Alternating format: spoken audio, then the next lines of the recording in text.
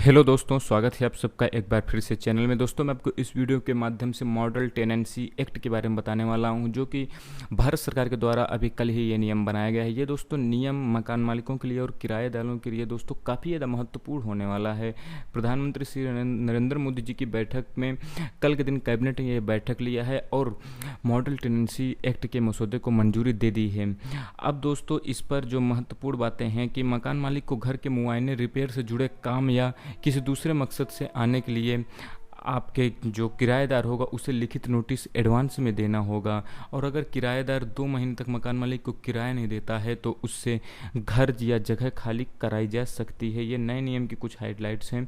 यहाँ पर दोस्तों मोदी कैबिनेट ने मॉडल टेनेंसी एक्ट के मसौदे को मंजूरी दे दी है। आदर्श कानून किराया या मॉडल टेनेंसी एक्ट का मसौदा अब राज्यों या केंद्र शासित प्रदेशों को भेजा जाएगा और राज्य या केंद्र शासित प्रदेश इसमें थोड़ा बहुत बदलाव करके या जैसे का तैसा भी रख कर उसे लागू करवाएंगे, क्योंकि यहाँ पर आपको पता होना चाहिए कि किराएदार वाला और मकान मालिक से रिलेटेड जो नियम कानून होते हैं ये राज्य की सूची के अंतर्गत आते हैं।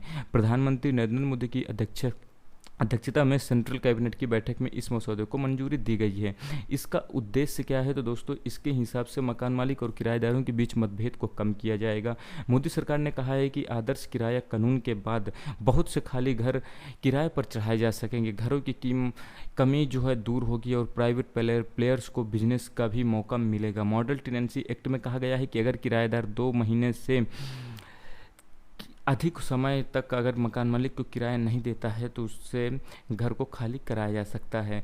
किराएदार की सुविधा की बात करें दोस्तों तो यहाँ पर मॉडल टेनेंसी एक्ट के तहत मकान मालिक को घर के मुआवने, रिपेयर या किसी भी जुड़े काम से मकसद को लेकर 24 घंटे पहले एडवांस नोटिस देना पड़ेगा और रेंट एग्रीमेंट में लिखी समय सीमा के पहले वो किराएदार से आप क्या कहते हैं रुपए बढ़ा नहीं सकता है और महीने में जो रुपये होता है उसे वो अपने मनमर्जी से बढ़ा नहीं सकता है।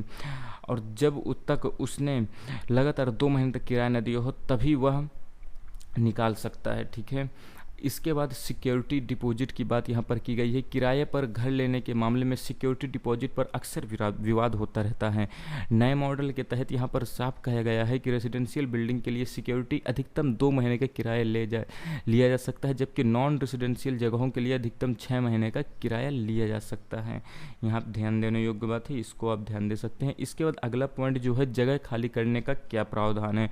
दोस्तों घर या दुकान को खाली करने के बारे में मॉडल टेनेंसी कहता है कि अगर मकान मालिक ने रेंट एग्रीमेंट की सभी शर्तों को पूरा किया है फिर भी किराएदार जगह खाली नहीं कर रहा है तो मकान मालिक 2 महीने के लिए किराया डबल भी कर सकता है।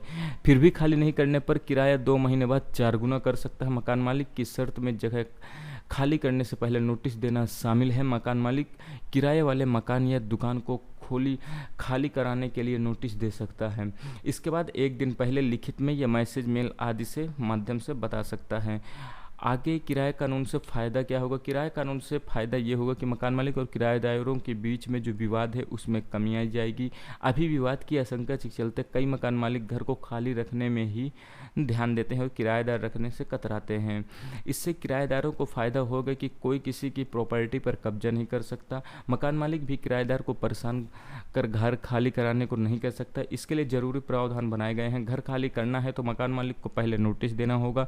किराएदार को भी इस बात का ध्यान रखना होगा कि जिस रेंट व प्रॉपर्टी में रहता है तो उसकी देखभाल की जिम्मेदारी भी होगा। अब आपको यहाँ पे सबसे महत्वपूर्ण बात कि आखिर विवाद का निपटारा होगा कहाँ। तो दोस्तों मकान मालिक और किराएदारों के बीच विवाद का निपटारा के लिए रेंट अथॉरिटी या रेंट ट्रिब्यूनल जैसी चीज़ें बनाई जाएंगी। ठीक है।